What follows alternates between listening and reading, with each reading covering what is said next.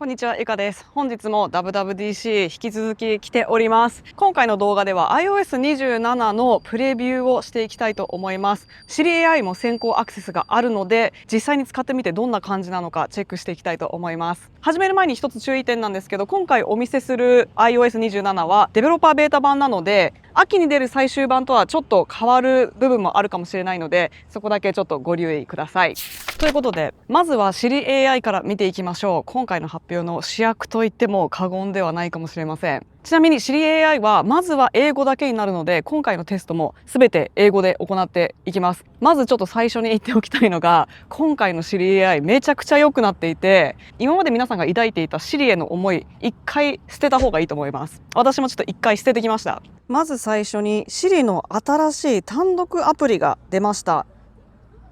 こんな感じで今までの履歴が見れたりとかするんですけど、実は WWDC のまとめ動画ではグリッド表示ですよって言ったんですけど、グリッド表示もできるしリスト表示もできるという UI になっていました。ここに溜まった履歴などは全部 iCloud で共有されるので、他の Apple デバイスからも同期されて見ることができます。で、Siri AI を起動するには、ここから新しい新規ボタンで会話を始めることもできますし、今まで通り電源ボタンの長押しで Siri を起動することもできます。ということで早速いろいろ試してみましょう。まず一つ目に試したいのはワールドナレッジです。世界の知識に関しての質問をしてみたいと思います。今ちょっとタイムリーなのでこの質問をしてみます。What is the situation with the Knicks game right now?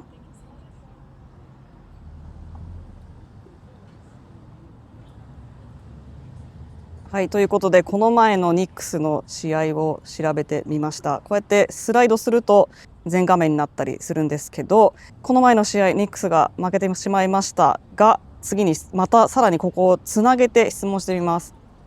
When is the next game?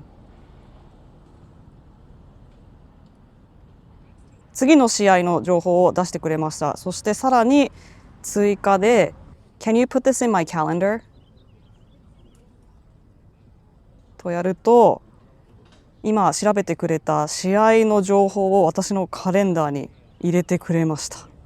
すごくないですかこれ。今のニックスの情報は私の情報じゃなくて世の中の情報でしたよね。でさらに最後にカレンダーに入れたので、私のところに持ってきたという感じなんですけど、そもそも質問内容を私のパーソナルな情報をもとに聞くことができます。メッセージ、メール、メモとかそういったアプリの中に入っている私だけの情報についても質問することができます。What was the K-pop video that Victor sent me?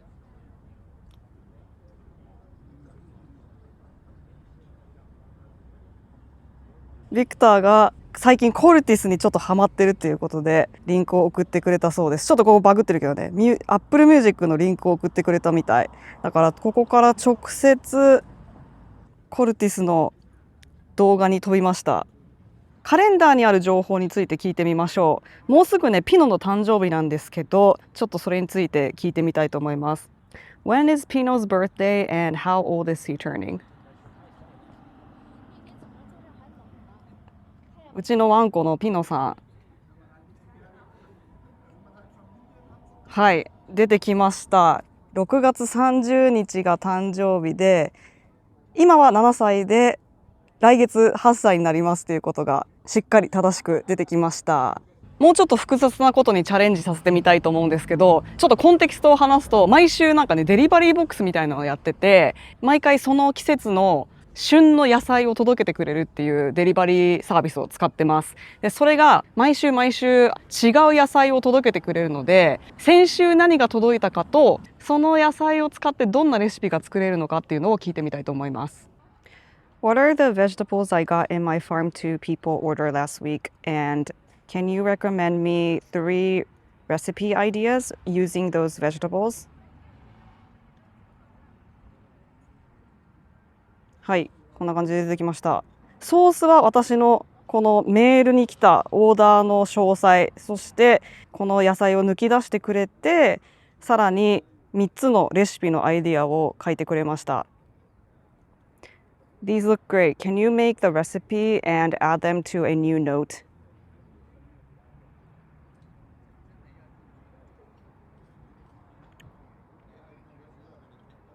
おー、すごい。ということで、さっきレコメンデーションしてくれたレシピを新しいノートに入れてくれました。面白い。来週東京に行くので、東京へのパッキングリストをちょっと作ってみたいと思います。I'm going to Tokyo next week. Look at the forecast for next week and create a packing list. Add them to a new reminders list. こんな感じでマルチステップのタスクもできるようになっています。東京の天気は来週ちょっと雨が多そうなので、傘持ってってねとかレインジャケット持ってってねとか言ってくれてます。パッキングリストという新しいリストも作ってくれました。はい、ここにリマインダーのリストとして保存されたので、実際にパッキングするときはこれを見れば OK です。という感じでいろんなユースケースを見てきたんですけど、Siri AI結構良くないですか？ iPhone の中にある情報をインプットとして持ってきて、さらに他のアプリにアウトプットとして持っていけるっていうのも便利だし、そこに世界の知識とかも織り交ぜて聞いてみる、そしてアウトプットするということができます。今回は Apple 純正のアプリのみで試していましたが、新しい機能にアプリ側が対応してくれると Apple 純正以外のアプリでも使えるようになります。今回ね WWDC っていうのはワールドワイドデベロッパーズカンファレンスなので、デベロッパーに向けて今年の秋からこういう新しい機能が出ますよっていうのをお伝えして、デベロッパーの方が正式版の iOS27 が出るまでにこの新しい機能に対応して、でみんなが iOS27 にアップデートする頃にはさらにいろんなアプリに対応してもっともっと便利になっていると思います。Siri の設定画面も一応ちょっと見ておきたいんですけど、ここで今まで通りねこういったなんかボイスの種類を変えたりとかもできるんですけど、新しい項目もいろいろ増えています。Expressive Voices っていうのが iPhone Air、iPhone 17 Pro Pro Max でしか使えない機能なんですけど、これをオンにすると喋る速さだったりとか、どれぐらいなんか感情的にエクスプレッシブなのかみたいなのを設定したりできます。ちょっと今ねまだこれうまく設定できないというか、このスライダーがね今は使えないんですけど、こういうのも設定できるようになります。であとはアプリ、ここを見るともうちょっと詳細な設定があるんですけど、Siri アプリを開いた時に新しいスレッドを開くか、すでにあるものを開くかみたいなこととか、この会話の履歴ですね、これをどれぐらいキープしておくか選べます。デフォルトは永久に保存なんですけど、例えば1年間とか30日間とか変更することができます。あとはですね、アプリアクセスというのもこれもちょっと重要なんですけど、ここに今ね入ってるアプリが全てあるんですけど、例えばなんかこのアプリだけは使ってほしくないよみたいな、インプットにもアウトプットにも使ってほしくないよっていうアプリがあったら、これでこのアプリのデータを使わないでくださいというふうに設定したりできます。ここからはカメラ周りのアップデートについて話していきたいと思います。まず一つ目、ちょっとこれは AI じゃないんですけど、カメラのコントロールがいろいろと整理されてより使いやすくなりました。例えばカメラの下のところに点々点というボタンがついて、ここからいろんな設定にアクセスできるようになりました。今までなかったのがこのグリッドとかレベルっていう水平とかね、そういうのがここに入ってきたので、いちいち設定アプリに行かなくてもこの中でオンオフできるようになりました。あとはですね、新しく Siri のカメラモードが登場しました。このモードから Siri AI に対してこのカメラに映っているものに対しての質問などができます。こんな感じで Siri モードでカメラをどこかに向けると映ってるものを今認識してくれています。この植物の種類、チェリーローレルっていうのかな、こんな感じで認識してくれました。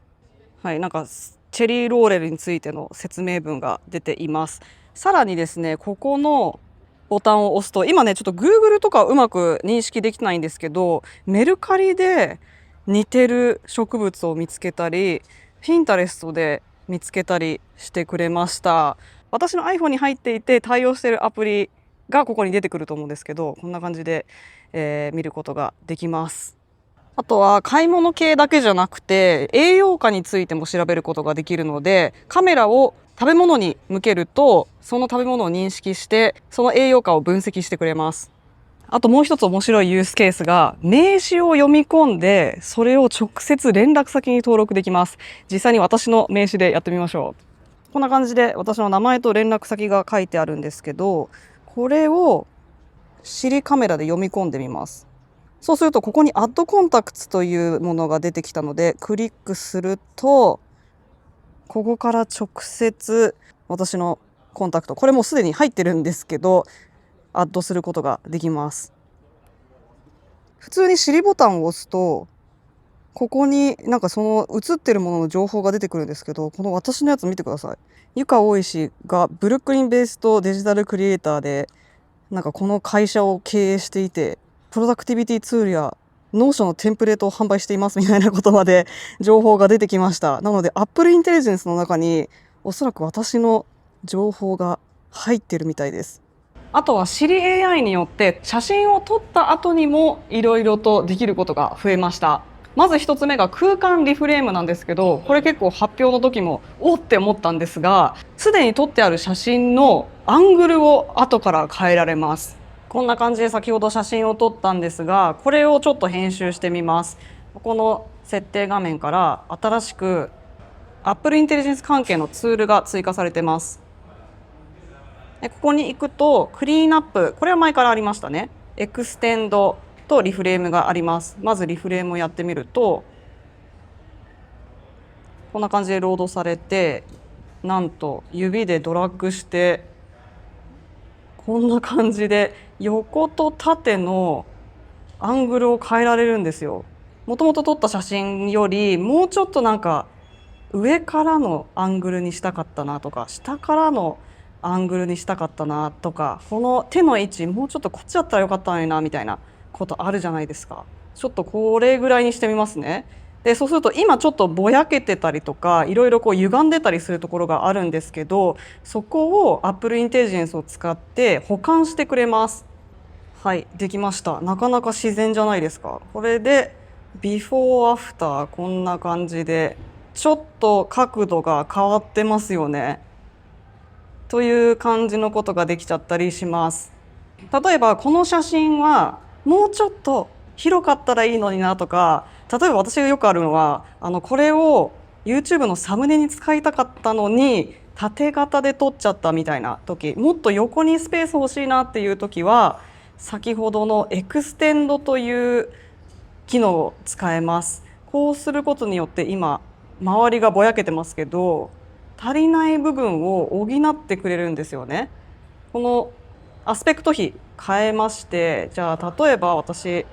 YouTube のサムネイルにしたいから、こんな感じのサムネ良さそうじゃないですか。ここになんかタイトル書いて、じゃあこれにしてみよう、エクステンドとやると、これもまた Apple Intelligence を使って足りない部分を生成してくれます。おお、結構いい感じですよ。 OK ってやると、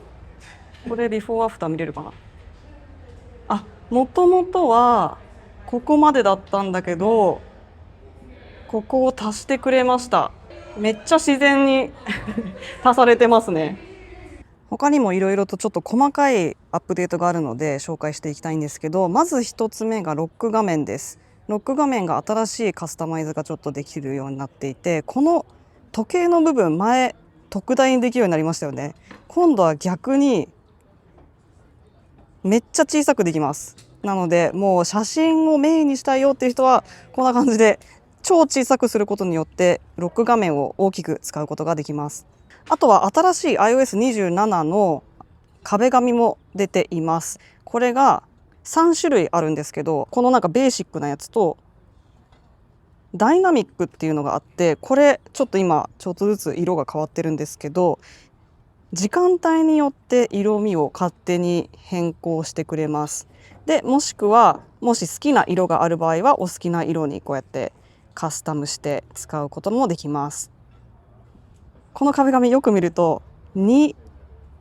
ってなってますよね。なので iOS27 の特別壁紙になっております。あとはウィジェットのアップデートなんですけど、画面いっぱい覆い尽くすサイズの特大ウィジェットを足せるようになりました。あとはですね、例えばここからコピーするじゃないですか。リンクをコピーしました。ここに貼り付けようかなとキーボードを持ってくるとすでに今クリップボードにあるものが表示されるようになります。ということで今日は iOS27 のベータ版をプレビューしてみました。Siri AI が意外に結構使えて私はすごいいいなと思ってます。早くサードパーティーアプリも対応してくれるともっともっと便利になると思うので秋のリリースが楽しみです。もし何か iOS27 とか WWDC で発表されたいろんなことについて質問があればコメント欄で教えてください。もしこの動画面白いと思っていただけたらいいね評価やチャンネル登録をまだの方チャンネル登録もよろしくお願いします。それではまた次の動画でお会いしましょう。バイバーイ。